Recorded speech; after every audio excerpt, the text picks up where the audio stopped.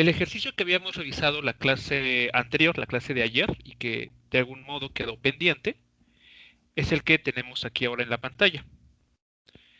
Básicamente estábamos analizando el que una persona se lanza, salta desde un cuarto piso para posteriormente caer en una red de seguridad que se encuentra 15 metros debajo del punto en el que salta. El problema nos comenta también o nos pide que analicemos eh, qué debería ser lo mejor para esta red, suponiendo que la red tiene como función generar una desaceleración sobre la persona, de manera que ésta, dentro de la red, pues llega a una velocidad cero.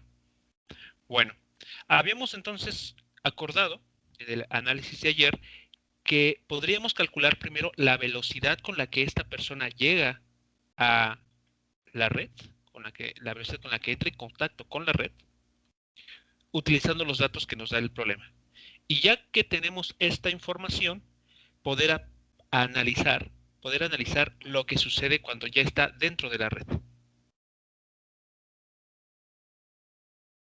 Bueno, para no demorar más en algunos cálculos, porque hay otro tema por revisar, vemos que al hacer las sustituciones de los datos que conocemos, encontramos que la velocidad con la que esta persona llega a la red tiene un valor de 17.15 metros por segundo. Aquí el tema a considerar es el siguiente. ¿Por qué o qué significado tiene este signo menos que tenemos aquí?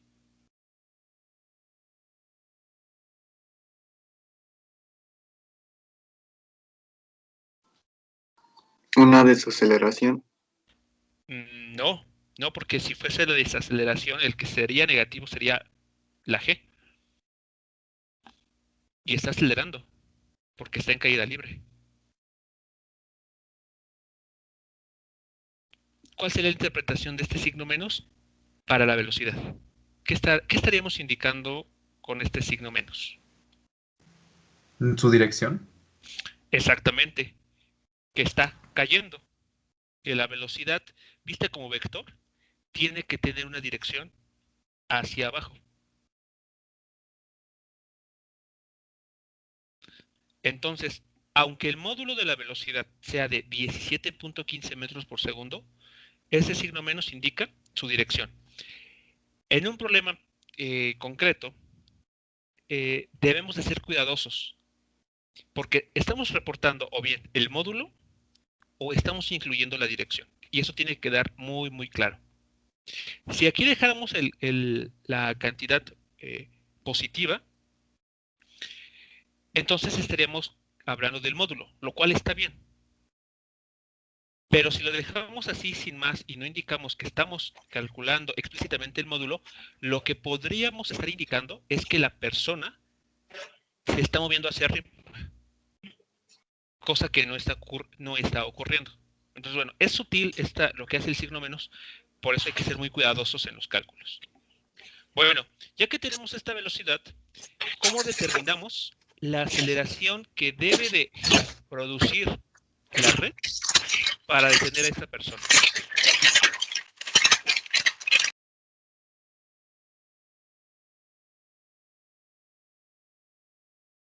¿Con cuál de estas ecuaciones que teníamos anteriormente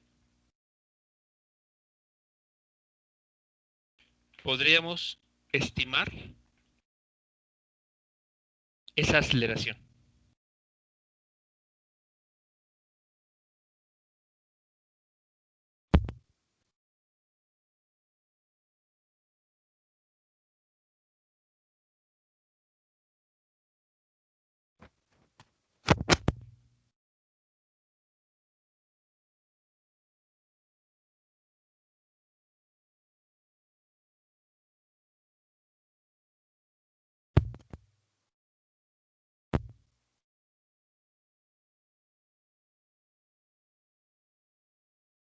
A ver, estamos queriendo analizar la aceleración, bueno,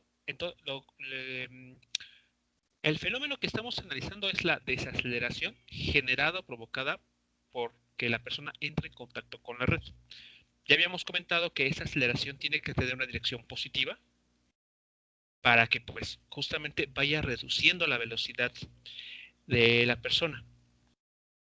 ¿Cómo calculamos esa aceleración?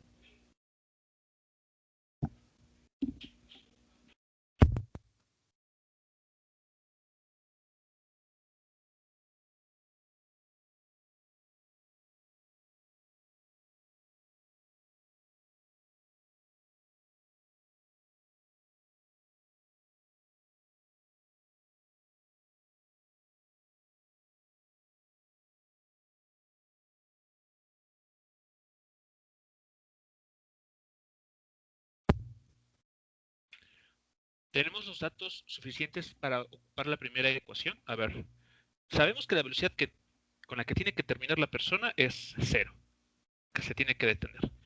La velocidad inicial para ese proceso tiene que ser la de 17.15, con signo negativo, porque está cayendo. Esta aceleración no la conocemos, es justamente la que queremos estimar. ¿Tenemos el tiempo?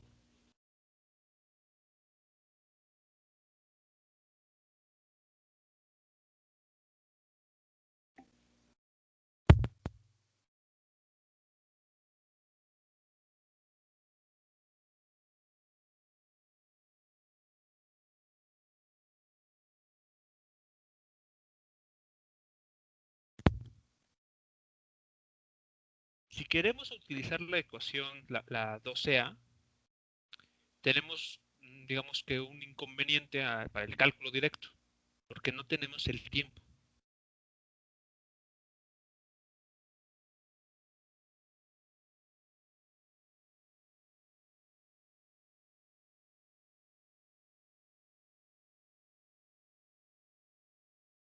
Si utilizamos la ecuación 3, la 12C, debemos de analizar una vez más.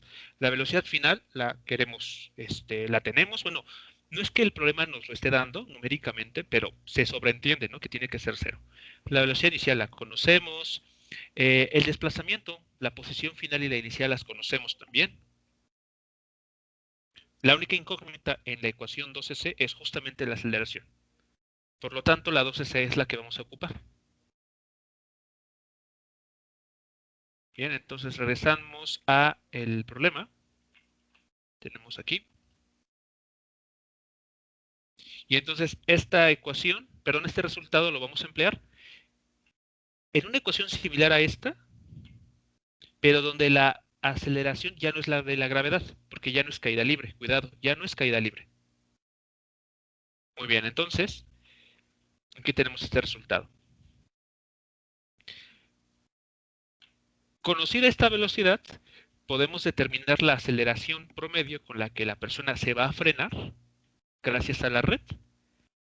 Y para ello, pues, como aquí se menciona, como no conocemos el tiempo e incluso tal vez ni siquiera sea necesario conocerlo, podemos ocupar la ecuación 12C, vean aquí está, en la que pues básicamente despejamos la A, la aceleración, y obtenemos pues la ecuación que aquí está como un número 1.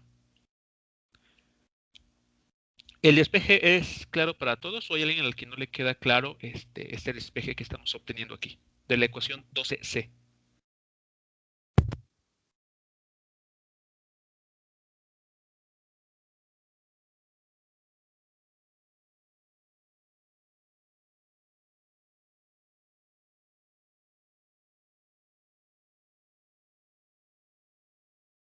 A mí sí me queda claro el despeje, profe. Ok, bueno, si es así, veamos, entonces en la ecuación 1 tenemos ya todos los ingredientes, sabemos las velocidades, las posiciones, bueno, vamos a recordar nada más. La posición inicial es 0, porque es donde está la red. Y la posición final para esta persona es menos 1 metro, porque termina por debajo del nivel en el que está situada inicialmente la red. Entonces no hay que perder de vista esto, ¿no? Los signos en la posición. Muy bien. Entonces podemos hacer la sustitución de los datos. Es una sustitución nada complicada y llegamos a este resultado.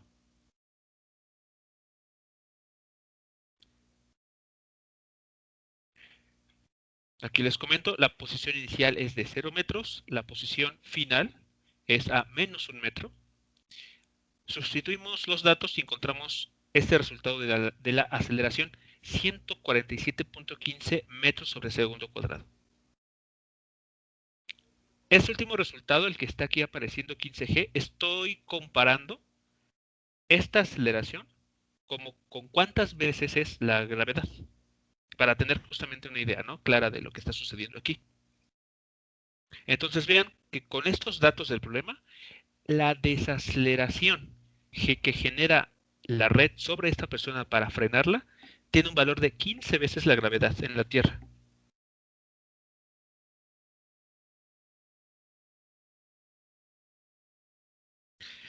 También podemos notar que el signo de esta aceleración es positivo, como anticipamos en su momento.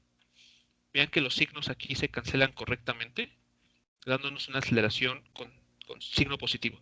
Eso es importante que lo tengan en cuenta en cualquier otro ejercicio, porque a veces uno ajusta ahí, mete mano en la ecuación y no debería hacer eso. O sea, el resultado tendría que salir limpio directamente de los cálculos, sin hacer ningún metida de mano, digamos. Entonces, aquí está sucediendo esto. Bueno, con los datos, repito, del problema, tenemos que hay la desaceleración va hacia arriba, vectorialmente es un vector hacia arriba, con una magnitud, vean, un módulo de 15 veces la gravedad.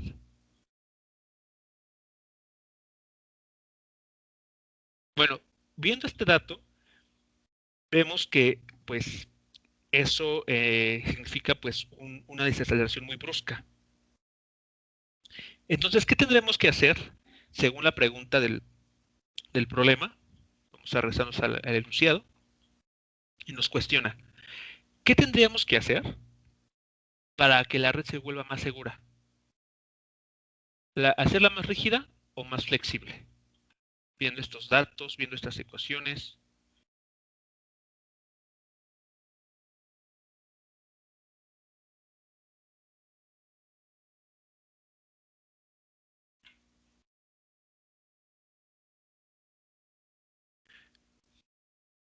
Si ustedes estuvieran a cargo de un proyecto en el cual tienen que generar una red de seguridad, ¿qué es lo que propondrían? ¿Y por qué? Dar una justificación clara de por qué proponen una u otra situación.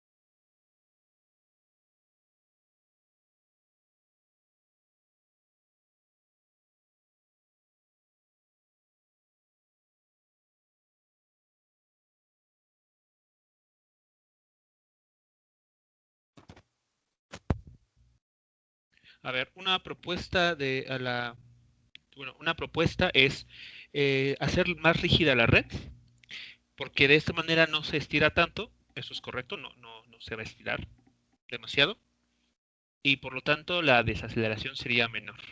Ok, esa es una propuesta, y el argumento, bueno, pues ahí está.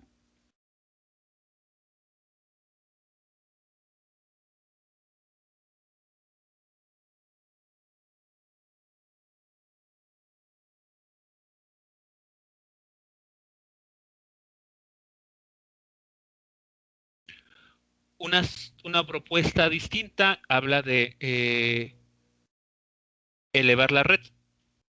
Eso se podría hacer.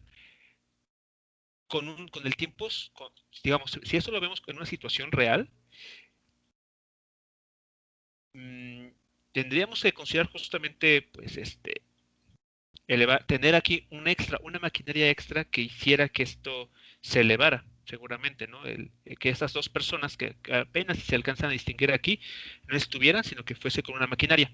Pero si no pudiéramos tener esa maquinaria ahí al alcance y así se improvisa una red, entonces no sería tan fácil poderla elevar, ¿no? A un segundo piso o incluso al piso inferior donde está la persona. Entonces, aunque claro, elevar la red sería una muy buena opción, necesitaríamos tener la maquinaria suficiente para poder hacerlo. Pero si no la tenemos y solamente pudiéramos elegir entre una red más rígida y una más flexible.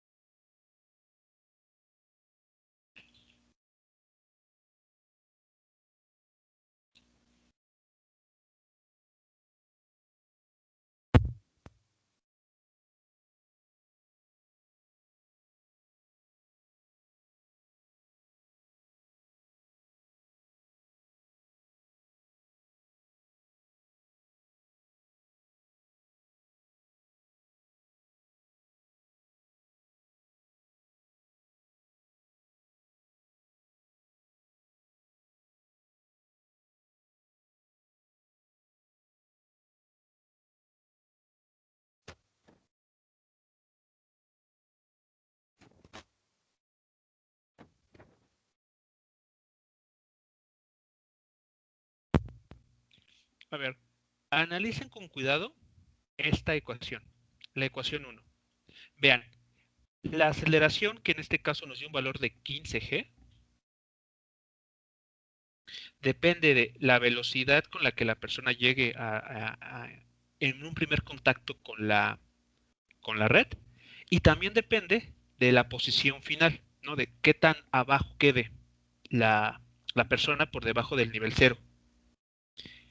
Vean, en este problema, la red permite que la persona baje 1 metro, como está aquí. Elijan un valor menor. O sea, el que sea elegir una red rígida significa que entonces este menos 1 metro tiene que ser menor. Elíjanlo menos 0.5, por ejemplo. ¿Cuánto valdría la A, la aceleración? Bueno, la aceleración que genera el frenado en la persona. Si al hacernos más rígida la red, significa entonces que en lugar de estirarse hacia abajo menos, bueno, 1 metro, se estira menos. 0.5 por poner un ejemplo. Con 0.5 aquí, ¿cuánto vale la A?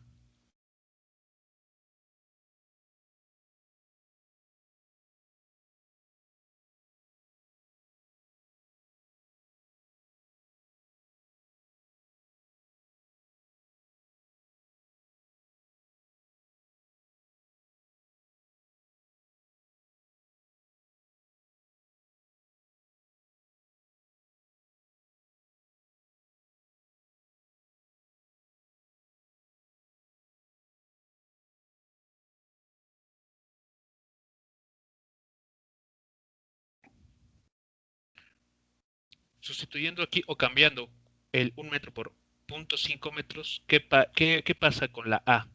¿Incrementa, disminuye, permanece igual? Según yo, profe, incrementa, pero no sé. ¿Con cuánto más incrementa?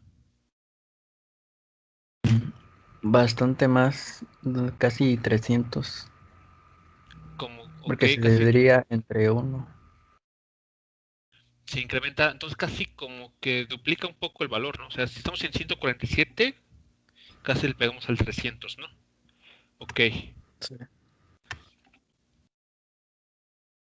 vean, eso significa que si hacemos que la red se vuelva rígida, quiere decir que la persona se detiene en una menor distancia, quiere decir que la desaceleración que hay que aplicarle tiene que ser increíblemente más grande que el que tenemos aquí. Yo creo que incluso estaremos andando como por los 30G tal vez.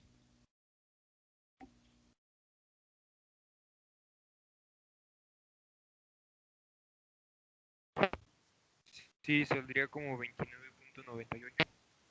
29.98 veces G, miren, casi, pues estamos duplicando y no queremos eso. Entonces, ¿qué es lo que hay que hacer?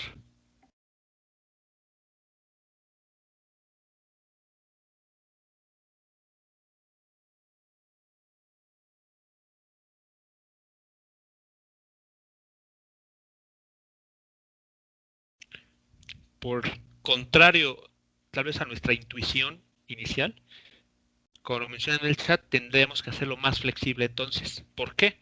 Porque al hacer más flexible esta red de seguridad, le damos más oportunidad al objeto, o en este caso a la persona, de detenerse en una altura por debajo más grande, menos 2 metros, por ejemplo, ¿no? Se me ocurre. Pero entonces ahí sí ya se tenía que ocupar otra cosa más que personas, ¿no, profe? Si no chocaría con el suelo, ¿no? Claro, tendremos entonces otros detalles un poco más técnicos que hay que tomar con cuidado. Claro, porque si permitimos que hacia abajo la persona se mueva más de 1 metro, como aquí está en el problema, ahora sí, como que tiene también que ocuparse la idea que nos mencionaban también en el chat, de tener que elevar un poco la red. O bien, no ocupar personas, sino en alguna estructura que permita esto, ¿no? O sea, entonces ya necesitamos más infraestructura para resolver este problema.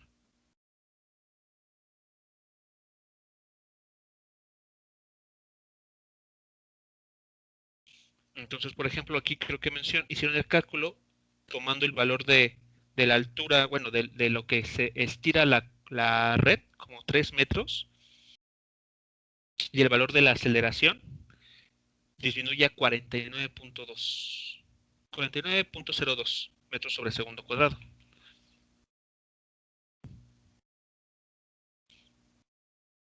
Entonces, bueno, si esto lo vemos en un problema real, claro, hay varios detalles que hay que tomar en cuenta, porque hay que tomar en consideración el espacio que tendría que haber entre la red y el suelo, por ejemplo. Y eso, claro, también sí hay que tomarlo en cuenta. Pero al menos para la pregunta que nos pedían responder, ¿qué conviene más? La respuesta, pues, es hacerlo más flexible. Y el argumento, si lo quieren tomar así, es pues analizamos este comportamiento. Entre mayor sea el denominador, vemos que este cociente, que es igual a, se vuelve más pequeño. Es como tomar límites. El límite, mientras de ese denominador tiende a ser más grande, hace que el cociente, la división, se vuelva más pequeña. Justo como lo que queremos. Muy bien, entonces podemos decir lo siguiente. De la ecuación 1, vemos que el módulo de la aceleración depende de qué tan debajo del cero termina la persona. Entonces, entre mayor sea esa posición, la desaceleración disminuye y pues se vuelve más seguro esa red.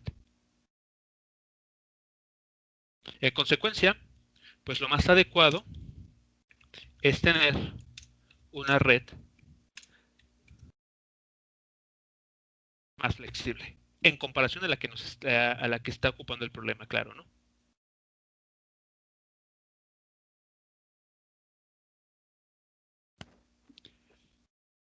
Comentarios, preguntas sobre el análisis final en este ejercicio.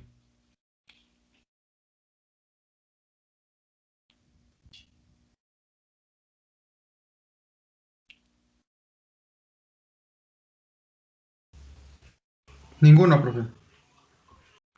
¿De acuerdo? Muy bien. Bueno, ese es un ejemplo, como es obvio, de un movimiento vertical, ¿no? Totalmente en caída libre, en pocas palabras. Bueno, el siguiente tipo de movimiento que vamos a involucrar en esta discusión es aquel en el que involucramos no solamente un movimiento vertical, sino también un movimiento horizontal, que es el conocido como tiro parabólico. Bueno, para el tiro parabólico vamos a considerar la siguiente información. Bueno, el tiro parabólico, pues para nadie de nosotros es ajeno. Lo hemos experimentado, lo hemos visto, por ejemplo, en un partido de fútbol, cuando se patea una pelota, la pelota sale disparada, por el aire, llega a un punto máximo de altura y después desciende y pues llega de nueva cuenta al terreno de juego. Bueno, ¿qué es lo importante o la idea básica que hay que tomar en cuenta aquí? Bueno, que en ese tipo de desplazamientos la partícula se va a estar moviendo tanto en el eje horizontal como en el eje vertical. En el eje vertical, en el eje Y, para ser más claros, va a estar actuando la gravedad. Va a estar ahí actuando G. Y siempre, como ya sabemos, G va a estar apuntando hacia abajo. Entonces, conforme la pelota o el proyectil va subiendo, ya sabemos qué es lo que pasa con la velocidad en esa dirección. Va a ir perdiendo valor, va a ir decreciendo. Entonces podemos ver aquí en esta gráfica cómo esta flecha en color un poco como anaranjada va disminuyendo hasta que en el punto más alto de la trayectoria la velocidad en el eje Y se hace cero. Entonces seguimos encontrando lo mismo que teníamos en un tiro vertical, la misma idea. No está pasando nada nuevo. Pero ¿qué pasa en el eje horizontal? ¿Qué pasa con la velocidad en el eje X? Pues va a resultar que en esta dirección no va a haber aceleración. Es decir, que entonces esta componente de la velocidad, esta flecha ahí dibujada, no importa en qué parte nosotros la querramos medir, va a valer exactamente lo mismo que tenía, bueno, va a tener el mismo valor desde el momento en que se realizó el disparo. Entonces, bueno, en todo caso sería como una variable menos por la cual preocuparnos. La componente X va a permanecer sin ninguna modificación. Bueno, entonces vean, la partícula pasa del punto A al punto B al punto C, el punto máximo de la trayectoria. ¿Qué sucede a continuación entre el punto D y el punto E? ¿Qué pueden comentar al respecto sobre el comportamiento de la velocidad?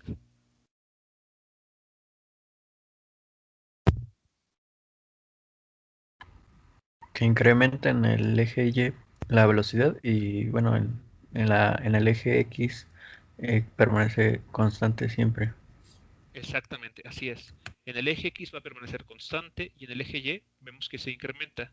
Y esto es porque pues, ahora el objeto se mueve en la misma dirección en la que apunta la aceleración debido a la gravedad. Y eso pues nos habla de que el objeto va a ir ganando velocidad.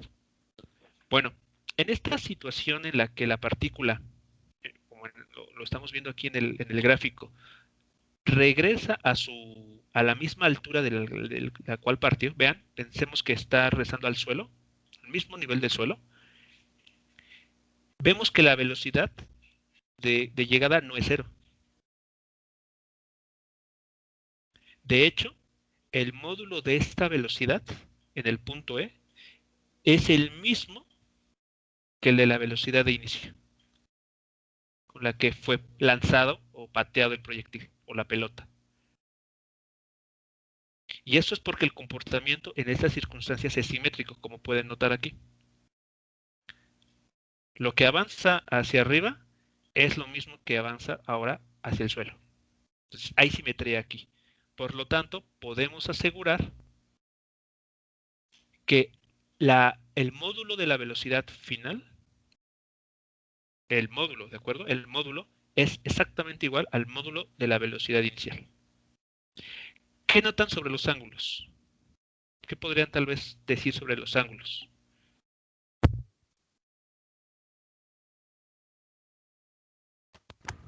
Que por ejemplo en el punto más alto no tiene ángulo. ¿Cuánto vale el ángulo? ¿Cuánto valdría el ángulo aquí, en el punto más alto? El Cero. ángulo, exacto, el ángulo entre el eje horizontal y el vector velocidad es cero. Entonces, bueno, no es que no tenga, sino que es cero en el punto más alto. Si hacemos las cuentas para un caso muy concreto, vamos a poder encontrar que el ángulo de salida, con el que la pelota es lanzado, se vuelve a repetir aquí, pero ahora en negativo. Si aquí fue lanzado con 35 grados, por ejemplo, va a llegar al suelo con menos 35 grados como dirección. ¿Y el menos qué nos estaría indicando?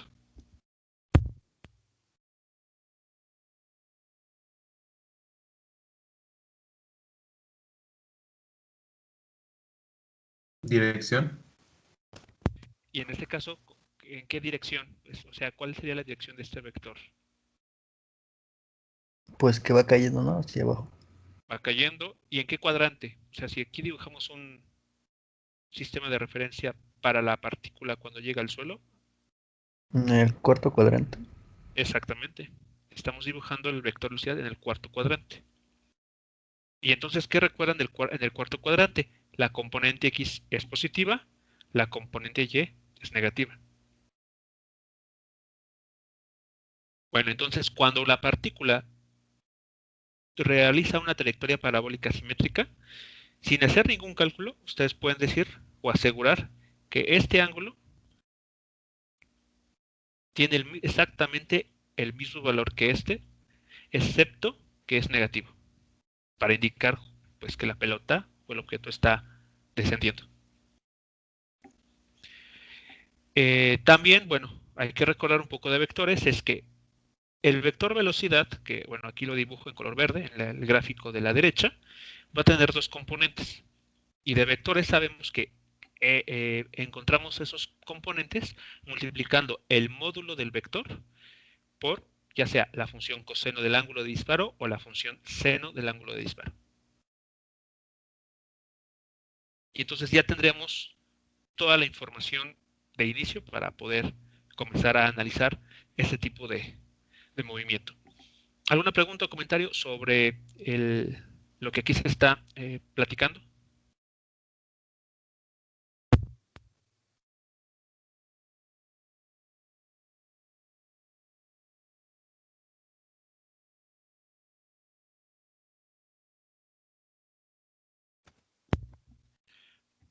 Ok, bueno, si es así como en el chat, no hay preguntas. Bueno, lo siguiente es entonces hablar de cuáles son las ecuaciones que van a describir este tipo de movimiento. Y bueno, pues la respuesta es muy sencilla. Básicamente lo que tenemos que hacer, me voy a la pizarra pasada, básicamente todo el trabajo consiste en tomar las ecuaciones que ya conocemos para el movimiento vertical y juntarlas, nos vamos aquí abajo, con las ecuaciones para el movimiento en el eje X. Estas ecuaciones. Es decir, que para el movimiento parabólico vamos a tener 4 ecuaciones. 2 para el eje X y 2 para el eje Y. Pero ¿qué hay que recordar que sucede en el eje X? Que la velocidad no cambia. Por lo tanto, la ecuación para la velocidad va a ser un poco más simple, como podemos ver aquí en las ecuaciones. Vean. Entonces, para el eje X tenemos esta ecuación que ya habíamos trabajado, pero vean que aquí no está el factor que nos habla de aceleración. Entonces ya es un término que nos ahorramos. No va a haber aceleración en el eje X. En el eje X la velocidad se va a mantener constante. Vean que aquí no hay nada que dependa del tiempo en esta ecuación.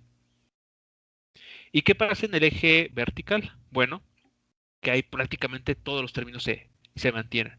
Tenemos una velocidad inicial, tenemos el tiempo y aquí menos un medio de eje. O sea, la gravedad va a estar metiendo mano porque justamente es lo que permite observar este comportamiento parabólico. Y la velocidad no va a permanecer constante en el eje Y, como podemos ver aquí. Vean que va a estar cambiando, perdón, aquí no va al cuadrado. Va a estar cambiando en función del tiempo. En el eje Y, por lo tanto, es justo lo que tenemos aquí, va a estar cambiando esa componente.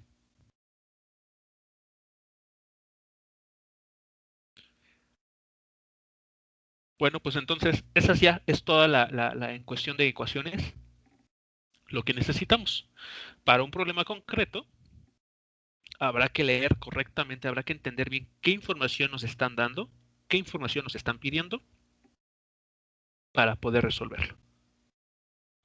Bueno, antes de pasar con un primer ejemplo, vamos a recordar dos cantidades que son muy útiles para o que a veces son de interés, con las que ustedes se van a encontrar muchas veces en el tiro parabólico. Uno de ellos es el llamado alcance horizontal. El alcance horizontal la podemos describir como la máxima distancia que va a recorrer la partícula en la dirección X, bajo la condición, aquí es muy importante recordar esto, bajo la condición de que regresa a la misma altura de salida. A eso es lo que vamos a llamar el alcance horizontal. Por ejemplo, en la figura que tenemos aquí abajo, que utilizamos como referencia, la distancia que existe entre este punto en el que la pelota es lanzada y este punto en el que llega, ¿okay? Esa distancia es la que vamos a llamar R.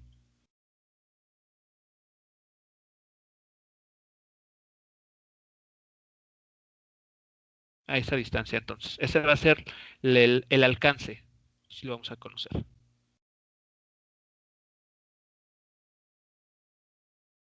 Pero repito, bajo la condición de que el objeto regrese a la misma altura de la cual partió. Si por alguna razón tenemos un objeto que no sale del punto A, aquí en la figura, sino imaginen del punto B. Piensen que la pelota es lanzada desde un edificio, desde un acantilado, va a subir y después va a descender. Esa distancia que recorre de forma horizontal, que podemos marcar en la figura de esta manera, de este punto a este donde llega, aquí, perdón, del punto B al punto E, no coincide con la definición que acabamos de mencionar para el alcance R. Entonces ahí es mucho cuidado, hay que tener mucho cuidado. Ahí no podremos decir que esta distancia es el alcance horizontal, porque la partícula no está regresando a la misma altura de la cual fue lanzada.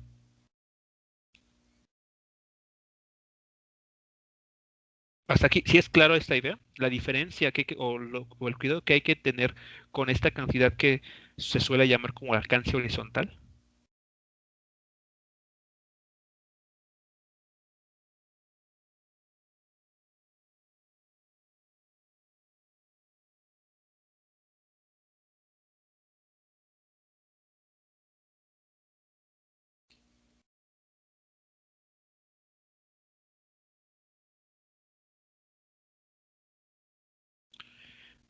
Bueno, también relacionado con el valor de R está el tiempo, que seguramente tal vez lo han escuchado, el tiempo total de vuelo. Cuando la parábola que describe un proyectil es simétrico, como en la figura que tenemos aquí de A hasta E, el tiempo total de vuelo es igual a 2 veces el tiempo que tarda en subir. Es decir, el tiempo que tarda en llegar a su punto más alto. O bien, es también igual a 2 veces el tiempo que tarda en descender, en llegar de nueva cuenta al suelo. A eso lo vamos a llamar el tiempo total de vuelo. Pero ¿qué pasa cuando la trayectoria que describe la partícula no es simétrica? Como en este caso que va de B, la pelota es lanzada desde B, avanza y llega al punto E. Ahí, como la parábola no es simétrica, esto que les acabo de comentar, el tiempo total de vuelo, ya no es igual a 2 veces el tiempo para subir o el tiempo para descender. Entonces, ahí es cuando hay que tener mucho cuidado. Cuando la parábola es simétrica, esas dos cantidades se vuelven muy fáciles de calcular. Pero cuando la parábola o la trayectoria no es simétrica, entonces ahí hay que pensarlo un poco, ¿no? Hay que ser cuidadosos con el análisis. Bueno, vamos a resolver un primer ejercicio, un primer ejemplo de este tipo de movimiento. El problema es el que está aquí mostrado. Tenemos entonces lo siguiente. Un balón de básquetbol se lanza desde una altura de 2.4 metros por arriba del suelo. Entonces, bueno, aquí tenemos un jugador de básquetbol que se las ingenia para lograr lanzar este balón desde una distancia respecto al suelo de 2.4 metros.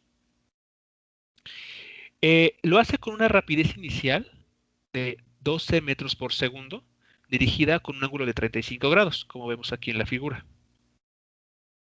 Nos preguntan lo siguiente: ¿a qué distancia se debe de colocar este jugador si es que logró anotar? Es decir, la pelota que lanza termina en esta posición. Y después nos cuestionan sobre cuál fue el ángulo respecto a la horizontal con la que el balón entró.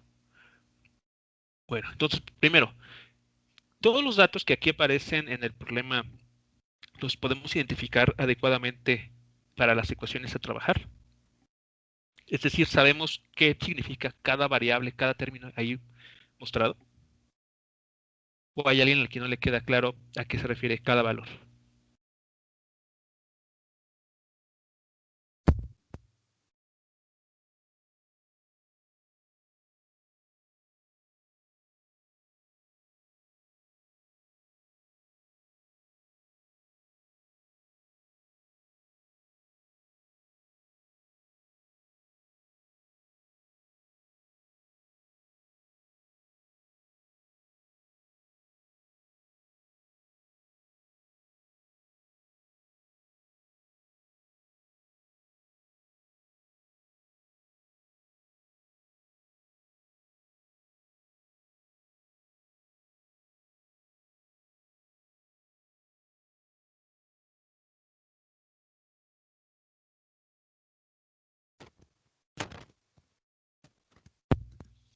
A ver, veamos. Evidentemente el objeto que se está aquí moviendo es la pelota, el balón de básquetbol, entonces hay que concentrarnos en el balón, no como tal en la persona. Bueno, para el balón, ¿qué posición deberíamos considerar como la inicial? O sea, ¿cuáles serían sus coordenadas, hablando de puntos, o las componentes, hablando de vectores, del vector posición inicial?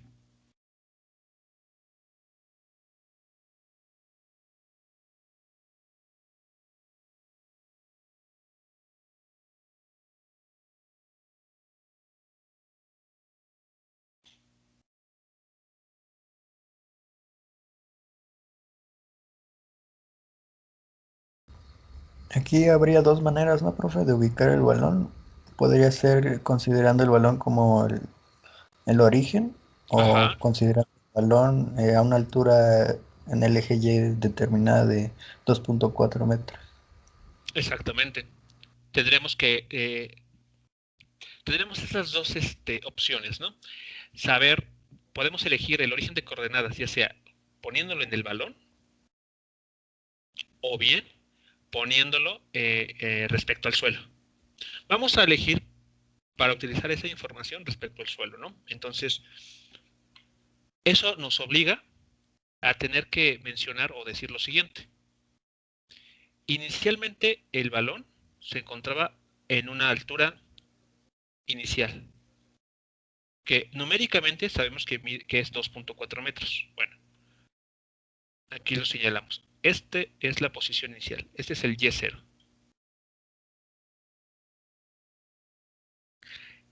Si lo ponemos aquí, si consideramos que ese es el balón al inicio, en automático, ¿cuánto vale la X0? Su posición, pero en el eje X.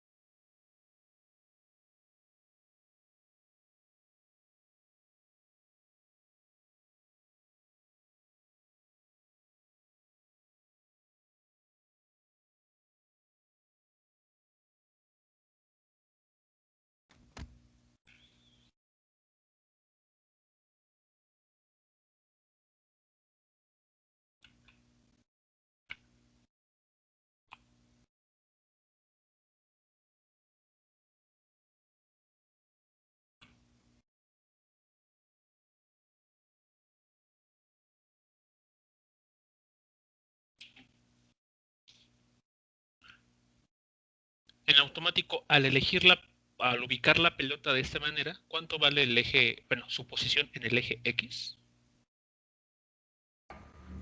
0, profe. Así es, 0 metros, ¿no? Entonces aquí podemos manejarlo como 0 metros y no hay problema. Muy bien. ¿Qué es lo ideal en esta situación? ¿De dónde debería caer la pelota?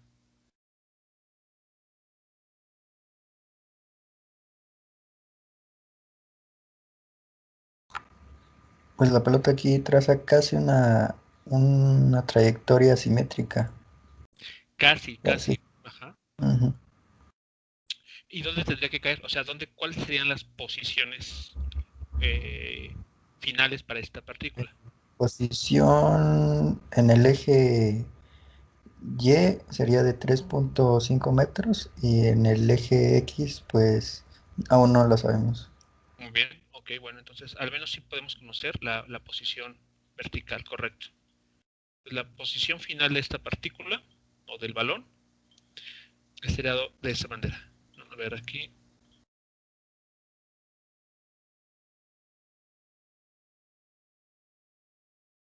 Algo así, ¿no? Entonces, a verlo. Son líneas punteadas que simplemente nos sirven para ubicar un poco bien esto. Entonces, de forma vertical, podemos decir que la pelota es ubicada en Y sub F, ¿no? Posición final, ahí está. Y en el eje horizontal, como bien mencionan, no conocemos todavía esa posición, pero bueno, la podemos señalar aquí en la figura. Entonces esa X aún no la conocemos. Si trazamos aquí con un poco de imaginación cuál es la trayectoria que sigue esta pelota, pues casi se dibuja, como me mencionan, una parábola simétrica. Sale del punto de lanzamiento,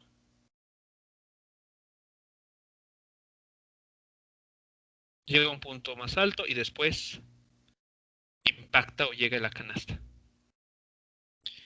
Bueno, ¿qué más podemos dibujar o recordar aquí que está presente? Pues una velocidad inicial, ¿no? Aquí estaría dada la velocidad inicial con esta flecha en color amarillo. Ahí está la velocidad inicial. Tiene dos componentes. Y el ángulo que hace con el eje horizontal lo vamos a llamar alfa.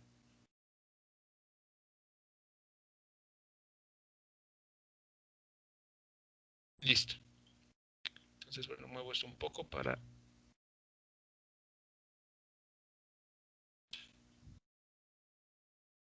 no sobrecargar el dibujo. Pues lo muevo acá. Y este del este lado. Muy bien. Bueno, ¿qué va a pasar por su parte en el otro, cuando llegue a la canasta? Pues que vamos a tener un nuevo vector, un vector distinto al vector velocidad inicial. Este otro vector va a tener la siguiente dirección. Vean, va a estar así, apuntando de esa manera. Entonces, este vector en verde es el vector velocidad final.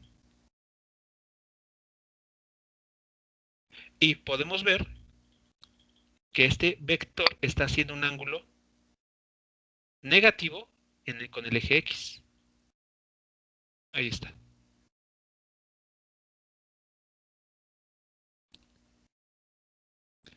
Entonces, bueno, ayer ya hemos identificado en la figura que está ahí al lado todas las cantidades que en principio nos está entregando el problema. Y las incógnitas que están aquí apareciendo no conocemos la posición a la cual se encuentra la canasta. Lo que sí sabemos es que este jugador logra encestar la pelota. Tampoco conocemos el ángulo con la que la pelota impacta o llega a la canasta. Entonces, bueno, ahí están las dos incógnitas que nos pide calcular el problema. Bueno, lo siguiente es entonces comenzar a hacer el análisis del ejercicio. Aquí lo vamos a hacer de la siguiente manera. A ver, hay que recordar que como objetivo de este curso, y que es justamente con lo que a veces nos cuesta un poco familiarizarnos, es que tenemos que obtener modelos. modelos de un problema para poder, pues, este modelo aplicarlo en algún caso práctico. Entonces, nótese lo que vamos a hacer. Para este problema vamos a construir el modelo de la situación, asumiendo que el modelo tiene que ser válido para cualquier posición inicial. Es decir, está bien que en el problema nos digan que el punto de lanzamiento ocurre a 2.4 metros por arriba del suelo, pero no necesariamente tienen que ser 2.4 metros. Puede que sea un jugador con una estatura menor, ligeramente menor, o por el contrario, que sea un jugador que da un salto y por lo tanto la posición inicial de disparo ya no es la de 2.4, puede variar. Entonces, bueno, vamos a dejar todo eso en abstracto y vamos a utilizar la variable y0. El ángulo de disparo no necesariamente tiene que ser de 35 grados, puede ser cualquier otro valor, va a depender pues del jugador. Pero entonces lo vamos a dejar aquí indicado como alfa. Lo mismo con la velocidad inicial. No necesariamente un jugador tiene que lanzar con 12 metros por segundo. Igualmente lo vamos a dejar aquí indicado. Y la altura de la canasta, bueno, si es un partido de esos profesionales, seguramente la altura de la canasta ya es un valor estandarizado. Pero si no fuese así, entonces esta YF no necesariamente tiene que valer 3.05 metros. ¿Ok? Entonces, aunque las cantidades aquí que nos están dando son numéricas y las podemos conocer, vamos a asumir para la construcción del modelo que estas cantidades no las conocemos numéricamente. ¿De acuerdo? Entonces, todas estas cantidades las vamos a manejar en abstracto. Vamos a hacer operaciones, cálculos con ellas y ya al final obtendremos una ecuación entonces en la cual podemos sustituir estas cantidades y ya tendremos la respuesta. Pero el modelo va a ser válido para cualquier situación, para cualquier tipo de jugador, para cualquier ángulo de disparo, etc. ¿Sí queda claro la idea entonces de la construcción de este modelo?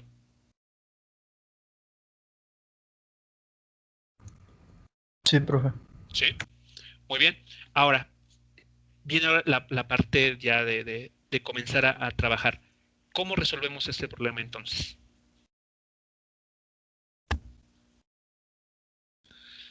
¿Cómo le damos solución? O sea, ¿cómo comenzamos a trabajar esta información, estos datos?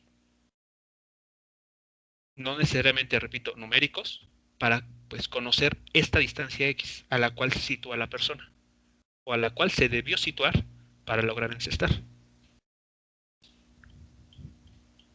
Pudiéramos encontrar la velocidad tanto en el eje Y como en el eje X a partir del ángulo usando las funciones coseno y seno. Ok, podremos encontrar esto. A ver, vamos a... ¿Pero qué dato utilizarías? ¿Este? ¿Aquí? ¿O te refieres al Sí, la de velocidad inicial. inicial? Ah, ok, vale. Eso es cierto, lo podemos calcular rápidamente con las ecuaciones que teníamos aquí escritas. Bueno, imagina, ya las calculaste, aquí están, ¿no? Ahí es fácil lo que tenemos. Y después, ¿cómo empleas esa información para seguir avanzando? Recordemos estas ecuaciones, ¿no? Son todas estas las que necesitamos. ¿Cómo las emplean ahora? Ya tienen la velocidad inicial en cada eje a través de estas funciones trigonométricas.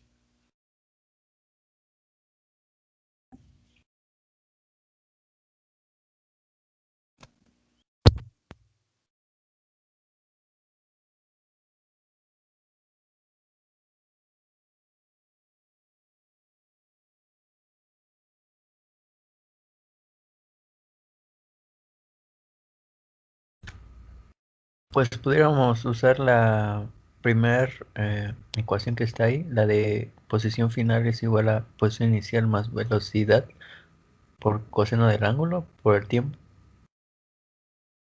Ah, no, pero nos faltaría un dato.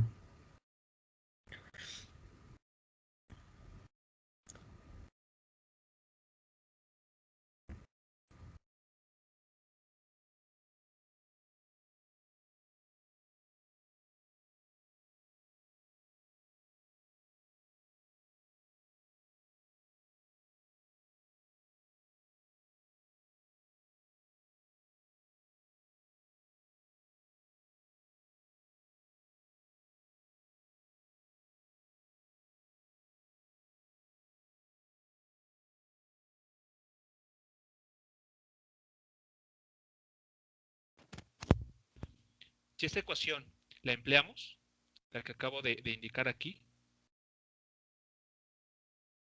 ¿qué problema hay con ella? ¿Por qué nos detuvimos? ¿Por qué me parece escuchar que había como que nos faltaba un dato? No conocemos la posición final. Ok, pero ¿estás de acuerdo que si tenemos los datos aquí necesarios, sí podrías calcularlo? O sea, Sí, exacto, profe. no la conoces. O sea, no, claro, es la que estamos buscando. Nos faltaría el tiempo, creo. Ok, este tiempo, muy bien. Pero este tiempo, ¿qué tiene que ser? O sea, este tiempo, ¿qué nos tiene que medir en el problema?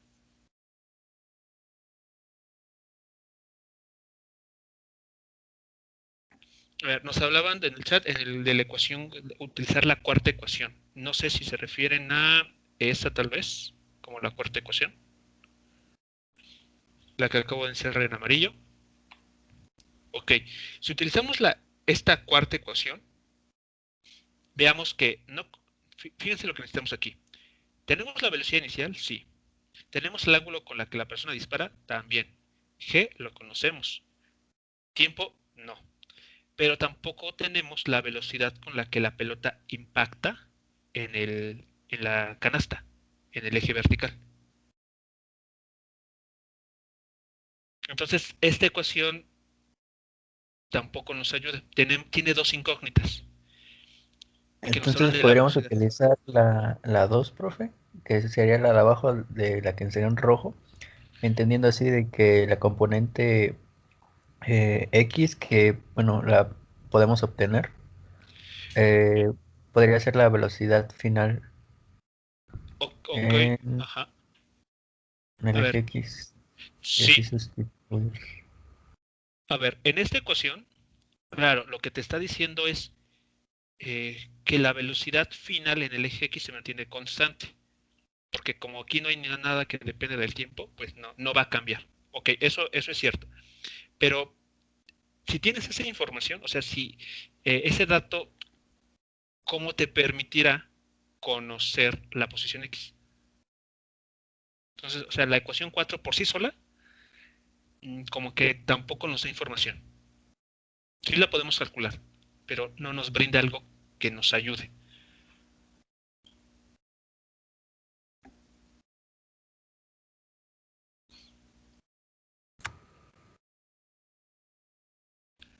Entonces sería la de Y, F, porque sí conocemos todo excepto el tiempo.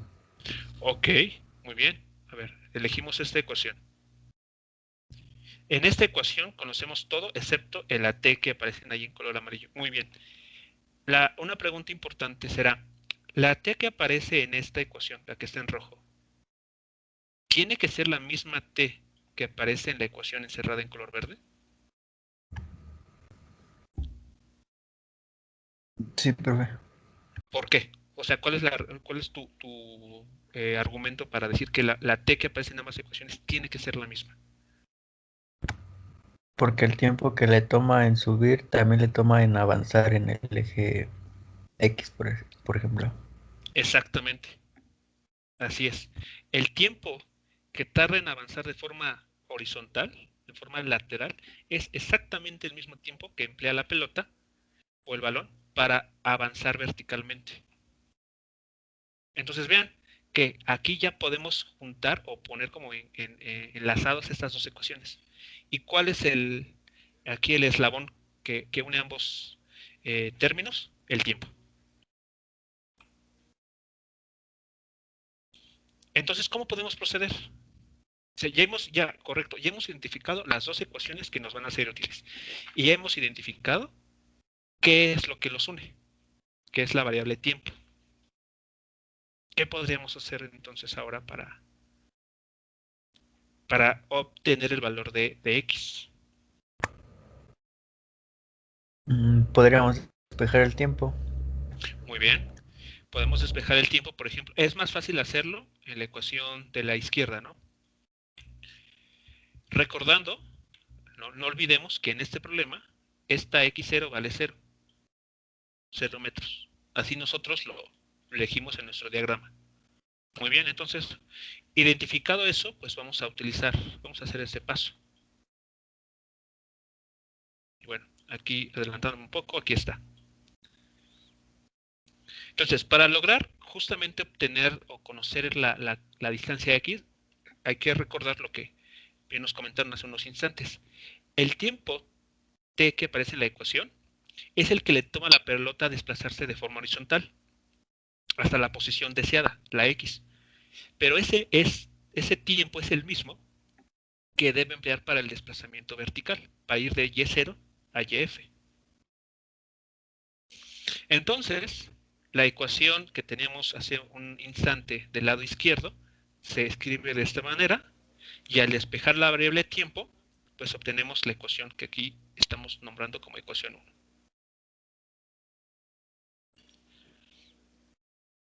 Antes de seguir, quisiera saber si queda claro entonces la razón, que bueno, ya también muy bien lo estuvieron compartiendo, y el despeje también, la parte algebraica.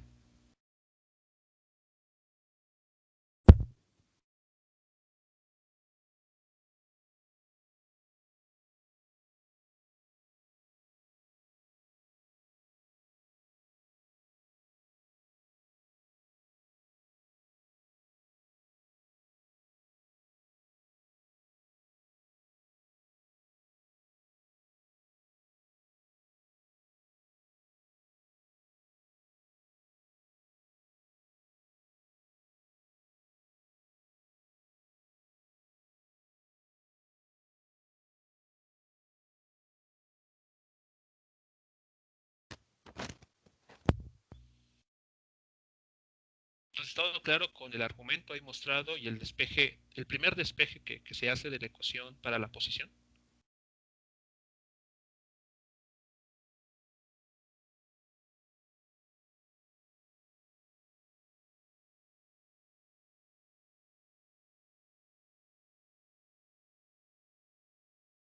Muy bien. Entonces vean que el tiempo que aquí estamos despejando depende de la variable B0, que en principio en un problema más general pudiéramos no tenerlo numéricamente, pero vamos a asumir que lo conocemos. Eso es, o sea, no tenerlo numéricamente no significa que no tengamos acceso a ese dato. Y el ángulo de disparo también. La única incógnita aquí presente sigue siendo la X. Esa sí es una incógnita que no conocemos.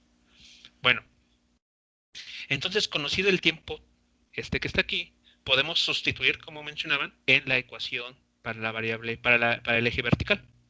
O sea, en esta ecuación. Entonces, conocido el tiempo que tarda este balón en llegar a la posición de la canasta, la deseada, y obtenemos este resultado.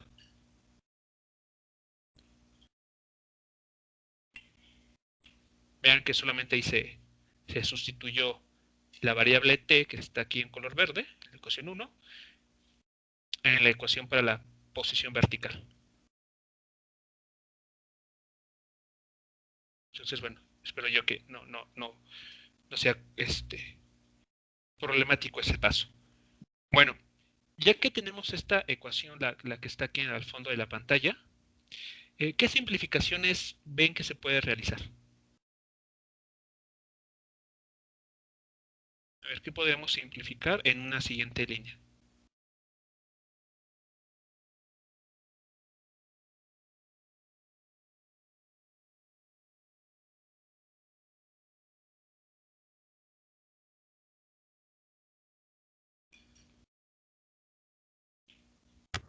Pues nomás las velocidades iniciales. A ver, ¿cómo con las velocidades iniciales? ¿Qué pasa con ellas? A ver, algebraicamente, en este término que estoy señalando, ¿qué queda?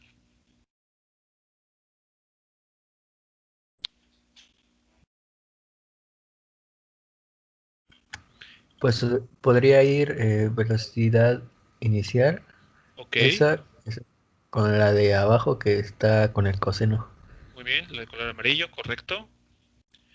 ¿Qué más podremos simplificar?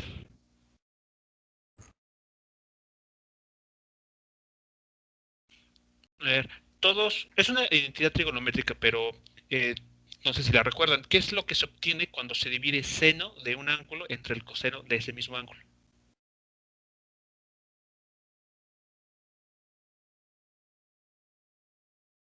O sea, seno del ángulo alfa o del ángulo teta, la letra que ustedes gusten, entre el coseno de ese mismo ángulo.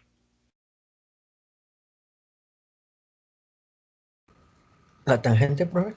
Exactamente, la tangente. Entonces, ahí en esa ecuación podemos reemplazar la división seno de alfa entre coseno de alfa por la tangente de alfa, ¿no? Para simplificar ese resultado. Y pues nada más creo, ¿no? Otra simplificación, pues no se puede hacer. La x en todo caso se va a elevar al cuadrado, esta. El b0 y el coseno de alfa también aquí están elevados al cuadrado, pues no se puede hacer nada ahí, se tiene que elevar al cuadrado. No hay más. Bueno, entonces llegamos a esta ecuación, a esta tercera línea. En esta tercera línea, lo que se hizo también fue, vean, este término, YF, que está sumando del lado izquierdo de la ecuación, pasarlo del lado derecho de la ecuación, cambiándole el signo, ¿no? Como tiene que ser. Y esto se iguala a un 0. Aquí queda un 0. Bueno, visto de esta manera, no sé si esta ecuación les recuerda algo.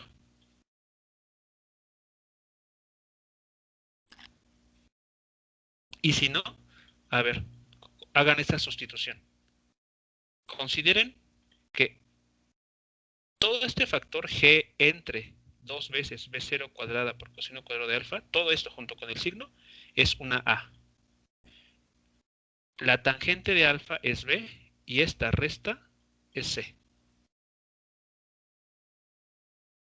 ¿Cómo qué se parece o qué les recuerda?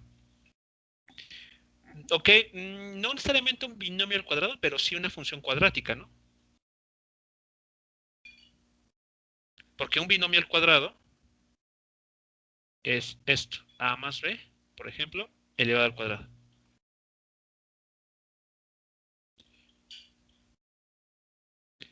Pero lo que sí es, y eso es claro, es que es una función cuadrática. O sea, ax al cuadrado más bx más c. Y esto es igual a 0.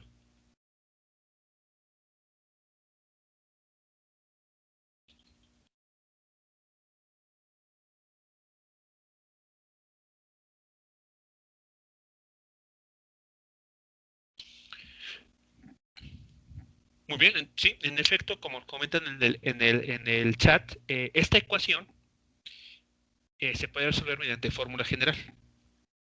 De fórmula para resolver ecuaciones cuadráticas. Aquí, ¿quién es nuestra incógnita en esta ecuación eh, que tenemos? Pues justamente la variable x, ¿no? La que estamos pues, buscando desde un inicio. ¿Y cómo es la fórmula general? ¿Recuerdan?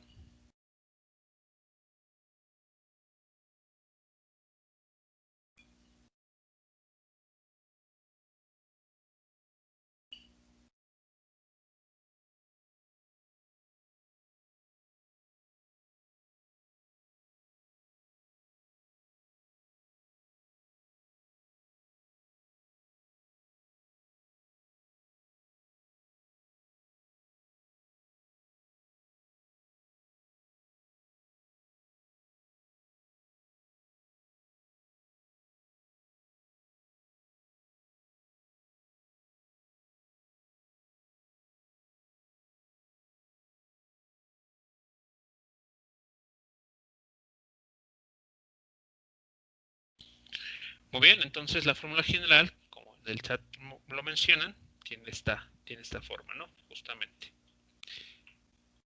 La x que estamos buscando va a ser igual a menos b más menos la raíz cuadrada de la siguiente resta, b cuadrada menos 4ac, y todo esto tiene que estar dividido entre 2 veces a.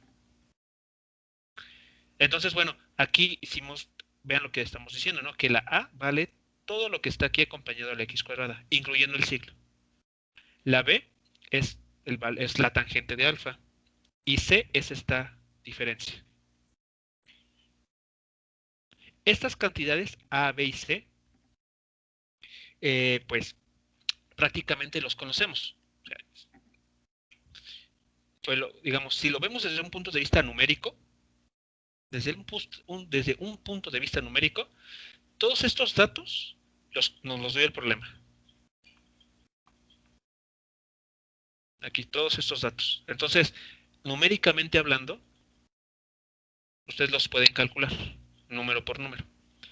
Pero como queremos establecer aquí un modelo general, válido para cualquier velocidad inicial, cualquier posición inicial, etcétera, pues vamos a dejar esta ecuación, esta fórmula general expresada en términos de todos ellos, así.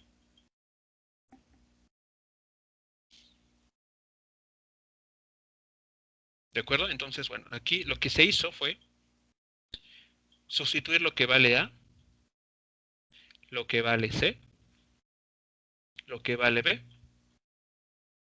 según lo pide la fórmula general.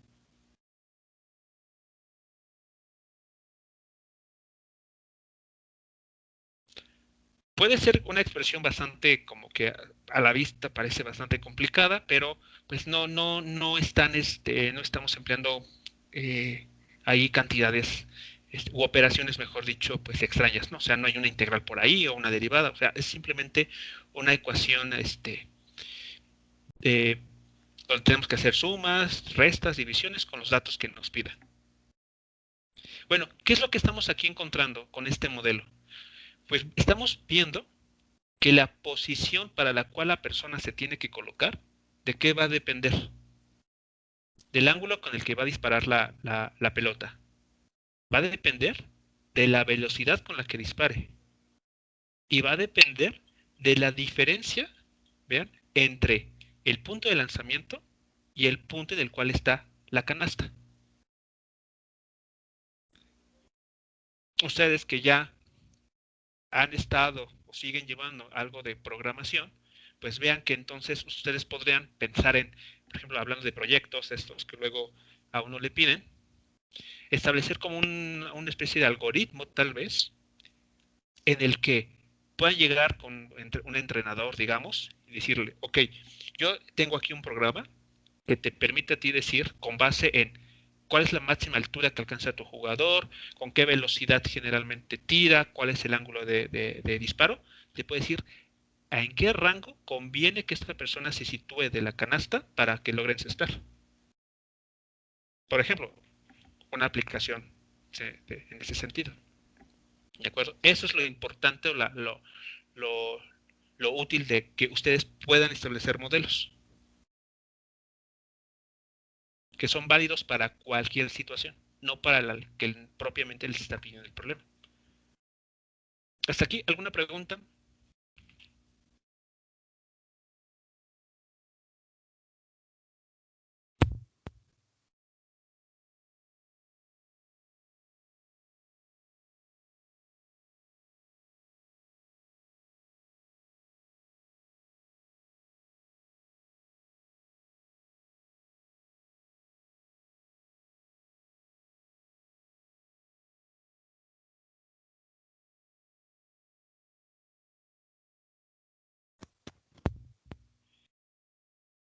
Muy bien, entonces ahora, ¿qué recuerdan o qué es lo que sucede cuando resuelven mediante la fórmula general? ¿Cuántas soluciones tiene una ecuación cuadrática? 2, profe. Tiene dos soluciones. Entonces aquí hay que tener cuidado, porque aquí entonces, o sea, si nosotros revisamos la teoría de las ecuaciones cuadráticas, sabemos que corremos ese riesgo de tener dos soluciones, x1 y x2. La pregunta aquí es, ¿cuál es la interpretación de cada x? De la x1 y de la x2. Bueno, hay que recordar las condiciones que impusimos en el cálculo. Dijimos, este es el tiempo que le toma sí, avanzar a la partícula, al balón, de forma horizontal. Pero también es el tiempo que le toma moverse en dirección vertical. Pasar de la posición Y0 a la posición YF.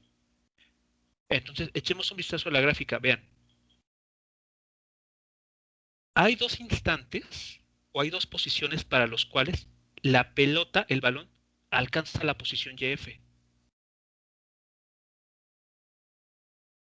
La primera vez es cuando va subiendo. Vean aquí, ese punto en azul. En este instante de tiempo, la pelota se está ubicando en la posición YF, pero es cuando está subiendo. Entonces, este punto en azul nos está hablando de una X1.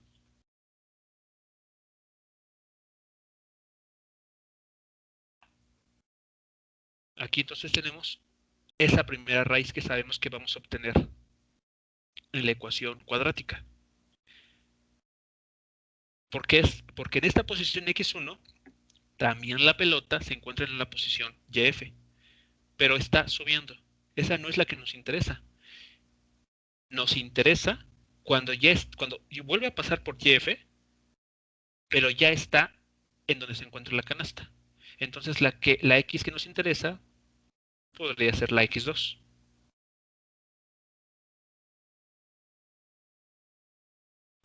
Sí, vamos bien aquí entonces, ¿cuál es el significado de las dos raíces que vamos a obtener de la ecuación cuadrática? ¿Qué información nos está dando? ¿Y por qué es válido quedarse con una de ellas?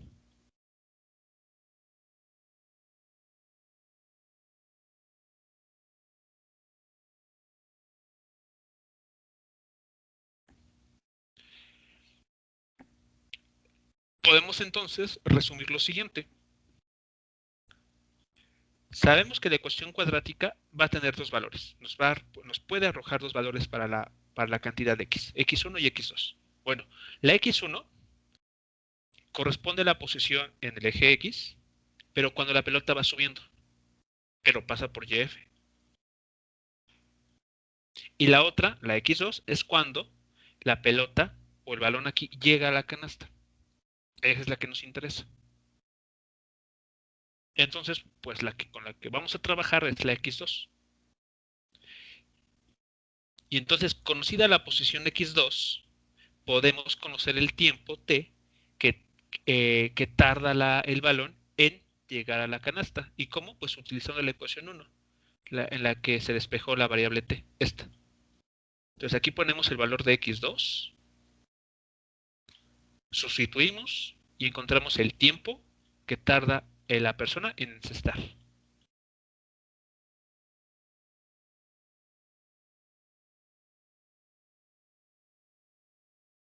¿Comentarios, dudas sobre pues esta primera parte del análisis de este problema o de este modelo?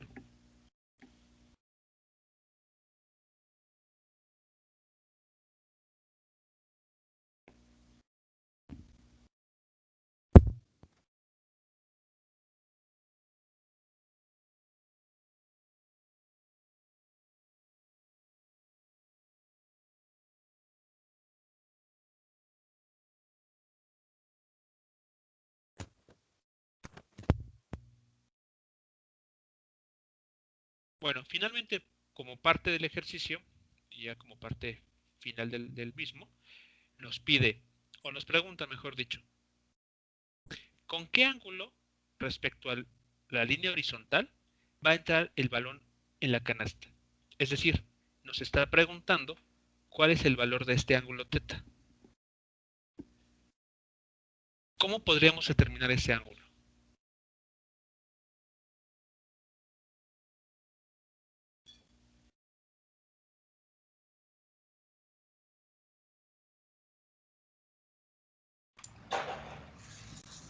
Podría ser conociendo su velocidad final. Ok, muy bien. Conocemos la velocidad final. Ok, y después, ¿qué haces con estos datos? Ya calculaste la velocidad final en cada eje, ¿no? Y después, ¿cómo los empleas para pues, conocer el ángulo θ? Pues de las formulitas que antes teníamos, podemos despejar el ángulo. Sería el inverso, pues, Ok, a ver. ¿Te de refieres, las funciones. ¿te refieres a utilizar estas ecuaciones, estas? Ajá. Pero a ver, observemos. En ningún lado aparece el ángulo final. O sea, todo es referido al disparo. Aquí está alfa, que es el ángulo de disparo. Y nos está preguntando sobre el ángulo con el que la pelota llega a la canasta.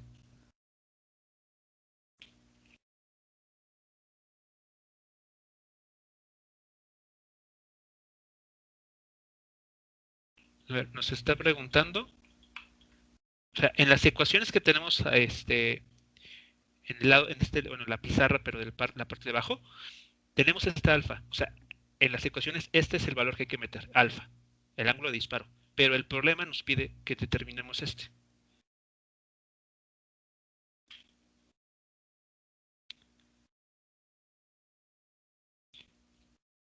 Pero a ver, no podemos despejar ese ángulo final porque no aparece en las ecuaciones. O sea, ¿en cuál ecuación piensan ustedes que podrían despejar? Si no aparece. Aquí no está el ángulo Z, aquí tampoco, aquí tampoco, aquí tampoco. Y aquí arriba tampoco. Aquí no está apareciendo para nada el ángulo. Ese ángulo. Entonces, ¿cómo le podemos hacer? Para saber con qué inclinación llega, llega la pelota a la canasta.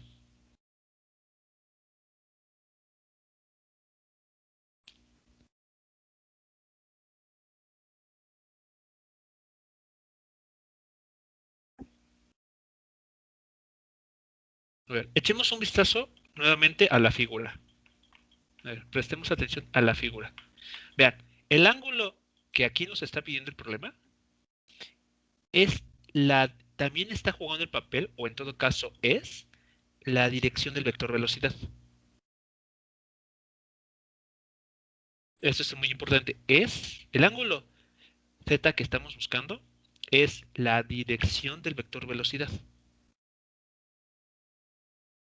¿Cómo determinan ustedes la dirección de este vector velocidad?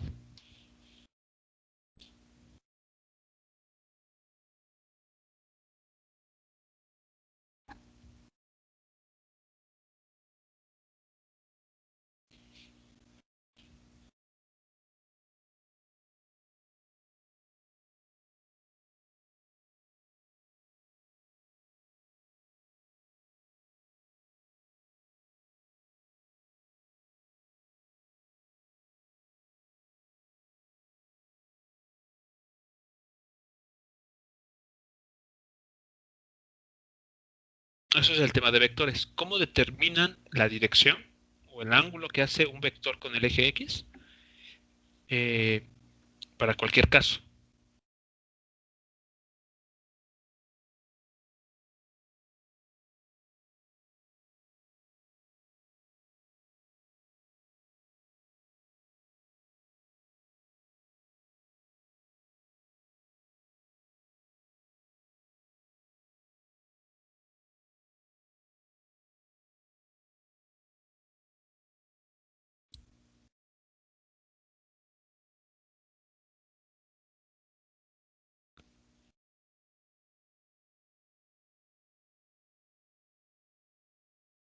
Si echamos un vistazo al tema de vectores,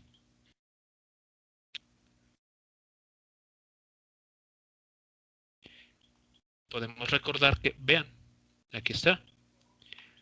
La dirección de un vector, de cualquier vector, es igual a la tangente inversa de la división de su componente Y entre su componente X. Entonces, lo que hay que determinar es la velocidad en cada eje, la velocidad final en cada eje. Entonces, más que despejar de estas ecuaciones, lo que hay que hacer es dividirlas. Componente Y entre componente X del vector velocidad final. Le sacamos a esa expresión el arco tangente o le aplicamos la tangente inversa y eso nos va a dar el ángulo que estamos buscando. Vean, aquí está. la dirección del vector que estamos buscando es igual a componente final en el eje Y entre componente final en el eje X. Si sustituimos lo que vale esa velocidad en cada dirección, obtenemos esta ecuación. Vean que queda en términos del tiempo, pero el tiempo ya lo conocemos, está aquí arriba, es la ecuación 1. Entonces podemos sustituir y obtenemos ese resultado final.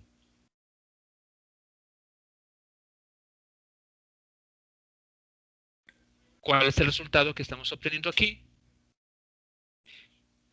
Es que el ángulo con el que la pelota va a llegar a la canasta depende de el ángulo de disparo, depende de la distancia a la cual se encuentre el jugador y de la velocidad inicial con la que la pelota sea lanzada.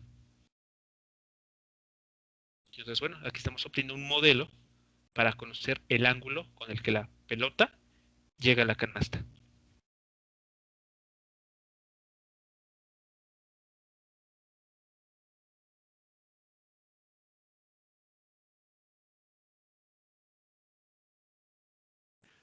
Preguntas, comentarios con esta parte ya de final. Esta es la parte final de este ejemplo. Profe, ese último modelo solo aplica para el ángulo final, ¿verdad? Sí, Porque, bueno, ahí tenemos coseno del ángulo inicial, ¿no? claro. Tú necesitas aquí tener a la mano, como en este caso en el problema numérico, el ángulo inicial. Entonces, por el razonamiento que estamos haciendo, este ángulo θ forzosamente es, aquí lo pongo, bueno, recordemos es el eje X y el eje Y. Aquí tenemos el vector velocidad. O sea, así está llegando así se ve la velocidad cuando la pelota llega a la canasta. Bueno, pues el ángulo que está aquí apareciendo es justamente este. Entonces, es el de la velocidad final. E incluso, bueno, aquí algo muy importante. Si tú imagina que en lugar de que fuese una canasta en alguna altura, sea un cesto, por ejemplo, ¿no? Que esos luego están un juego en el que en lugar de, o sea, sí lanzas la pelota, pero para encestar en un bote de basura, por ejemplo. Entonces, esta ecuación también es válida para ese caso.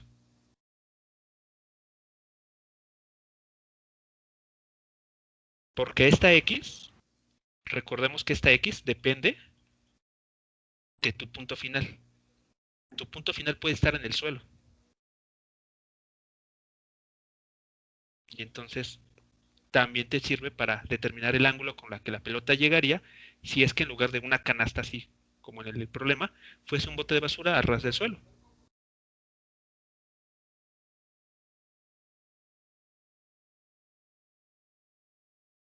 Ok, profe, gracias. ¿Sí de nada? Bien, jóvenes, pues bueno, este sería el ejemplo. Faltaron dos ejemplos más por revisar, pero estos bueno, están discutidos y resueltos y los tendrán en versión PDF ahora que suba todo esto a Classroom. Pero bueno, es importante que le echen un vistazo, pues para enterarse, ¿no? De qué va cada ejemplo. Son igualmente modelos que uno puede construir a partir de ciertos problemas o ciertas situaciones. Preguntas finales, comentarios finales con relación a este tipo de movimiento.